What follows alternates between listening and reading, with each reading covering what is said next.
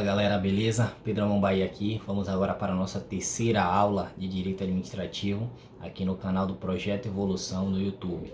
Nas duas primeiras aulas nós já abordamos completamente as noções introdutórias da disciplina. Já tratamos ali do conceito da disciplina, conceito do direito administrativo, sobre suas fontes. Fizemos uma abordagem ali sobre os conceitos de administração pública no sentido subjetivo, formal, orgânico e no sentido material, funcional, objetivo. E depois aprofundamos um pouco no conceito objetivo, tratando ali sobre as formas, as modalidades de atuação estatal. E agora nós vamos entrar no assunto de organização administrativa. Para tratarmos desse assunto, nós devemos nos lembrar qual foi o conceito de administração pública no sentido subjetivo de sujeito, formal de forma e orgânico de órgão. Nesse sentido, o conceito de administração pública diz respeito à parte estrutural, à composição da administração pública. E aí a gente viu que isso compreende o conjunto de pessoas jurídicas, de agentes públicos, de órgãos que vão compor a administração pública, ser responsáveis por gerir o patrimônio público, por prestar determinados serviços, sempre com o objetivo de satisfazer as necessidades e os interesses da coletividade. Nessa aula agora, nosso objetivo é trabalhar inicialmente, a parte introdutória da organização administrativa da administração pública brasileira.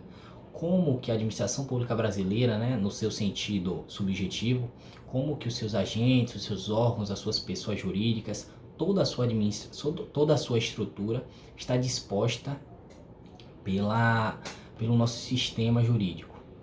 E aí nós devemos primeiro pontuar que a administração pública brasileira ela é composta por uma administração chamada de direta e por uma administração chamada de indireta.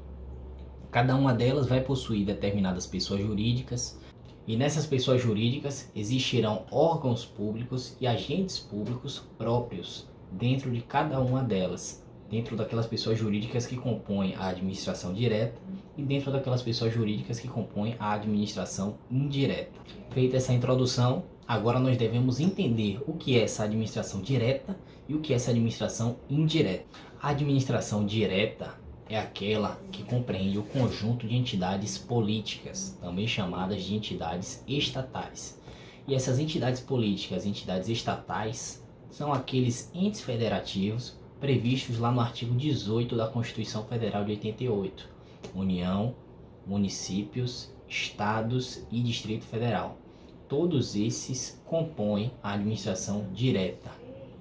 E as principais características comuns a todos eles são autonomia política, aí pode refletir a capacidade de legislar, a autonomia também administrativa, e aí podemos citar a capacidade de se auto-organizar, além de uma personalidade jurídica, ou seja, a capacidade de ser titular de direitos e deveres, responder pelos seus próprios atos e pelos atos dos seus órgãos públicos e agentes públicos. Personalidade jurídica, no caso deles, de direito público interno, além de, outra característica, eles terem as suas atribuições, suas competências previstas constitucionalmente. Sua competência está lá na Constituição Federal de 1988. Uma outra observação importante a ser feita é a respeito de uma outra denominação que pode ser dada à administração direta, que é a de administração centralizada. A administração centralizada significa que as atividades, as ações a serem desempenhadas por esses entes políticos, União, Estados, Distrito Federal e municípios, essas atividades serão feitas, executadas pelo próprio ente, por meio de seus órgãos públicos e de seus agentes públicos. Não precisarão criar uma outra pessoa jurídica para fazer. Essa atividade será feita de forma centralizada, de forma central, por ele mesmo. Do outro lado de composição da administração pública brasileira, nós temos a administração indireta. Vimos que a direta é o conjunto de entidades políticas, entidades estatais.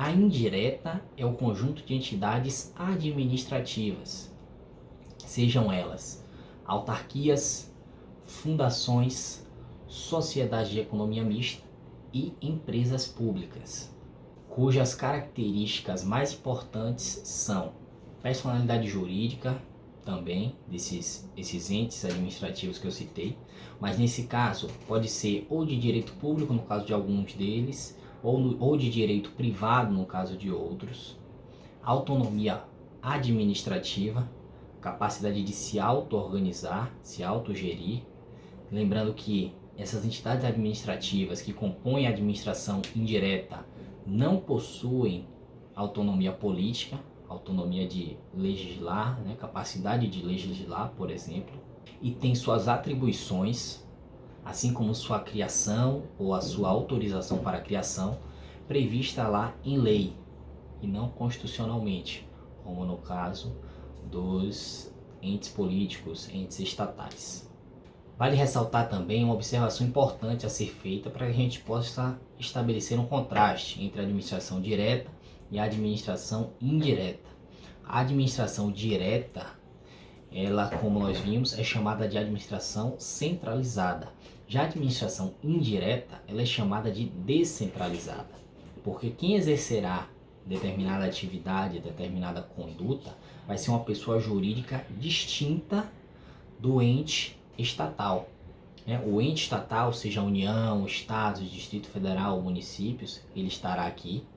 E aí quem exercerá determinada atividade vai ser uma pessoa jurídica distinta, uma autarquia, uma sociedade de economia mista, uma fundação, uma empresa pública que é vinculada ao ente estatal. Por exemplo, uma empresa pública que é vinculada à União, à Caixa Econômica, mas não há entre elas uma relação de subordinação. Ela foi criada a partir do ente político, do ente estatal, foi criada, por exemplo, a Caixa Econômica, empresa pública, né, compõe a administração indireta, foi criada a partir da União, do ente estatal, mas não há uma relação de subordinação, foi criada para fins específicos, tem suas atribuições previstas em lei, mas entre elas não há qualquer subordinação, qualquer hierarquia. E a esse fenômeno de criação de outra pessoa jurídica para fins específicos se dá o nome de descentralização. Daí se diz que a administração indireta é a administração descentralizada. Valeu, pessoal, essas foram as primeiras noções aqui a respeito de organização administrativa. E na próxima aula nós vamos continuar. Esse é um tema bem longo, ainda há muita coisa a se falar. E é isso aí. Acompanhem, continuem acompanhando tanto os meus vídeos aqui de Direito Administrativo como os vídeos de todos os outros colegas, né?